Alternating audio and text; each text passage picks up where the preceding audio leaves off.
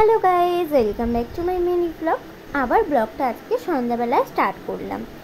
আজকে আমাকে মা বলেছিল সন্ধ্যাবেলায় পড়তে বস তাড়াতাড়ি করে, তাহলে তোকে মোমো করে দেবো।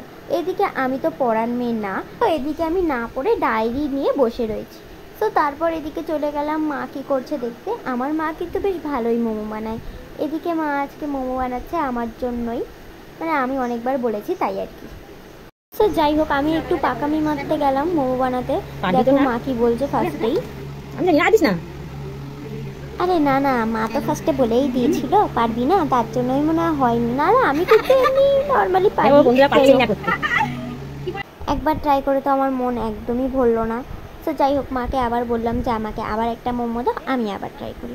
সো আমি পাচ্ছিলাম না, ওর জন্য মা আমাকে রান্নাঘর থেকেই বের করে দিল, বললো যে যা এখান থেকে, তোর করতেই হবে না। তো যাই হোক, এদিকে আমি চলে আসলাম, এসে মন খারাপ হয়ে বসেই ছিল। সে যাই হোক গাইস, মা আমাকে আবার ডাক দিল। যাই হোক না কেন, আমার একটু ট্যালেন্ট তো আছেই। যাই হোক, বেশি ফাটনা বলে এদিকে আমি কাজে লেগে পড়লাম। আর এদিকে মোমোটা রেডি হয়ে গেছে। মোমো খুলতে না খুলতেই দারুণ একটা গন্ধ বেরালো। তো এখন আমার মা আমার দিদির নামে দোষ দিচ্ছে, দেখো তোমরা শোনো।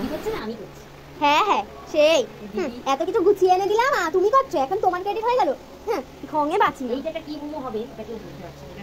হ্যাঁ, এমনি আমি কত কিছু জোগাড় করে না দিলে তো হতোই না। এদিকে নিজের নামটাই বলছি।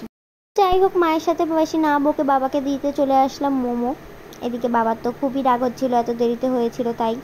পরে এখন আমি চলে যাচ্ছিলাম আমার বৌদিকে মোমো দিতে। একটা মাত্র বৌদি গাইজ, মোমো না দিলে তো হয় না। আর এদিকে আমি করেছিলাম। এদিকে তো আমার বৌদি আমাকে না দিয়েই পাস্তা খাচ্ছিল। যাই এদিকে বৌদি তো আমাকে না দিয়েই পাস্তা খাচ্ছিল, ওর জন্য আমি রাগের চোটে কাকিয়েই মোমোটা দিয়ে চলে এসেছিলাম। এদিকে অনেক খাটনি করার পরে আমি বসে পড়েছি মোমো খেতে। শুধু আমি খাইনি, এখানে আমার মায়েরটাও ছিল। সো যাই হোক, ব্লগটা এই পর্যন্ত। ভালো লাগলে লাইক, কমেন্ট, শেয়ার, সাবস্ক্রাইব, আর তোমরাও একটা করে খেয়ে যেও।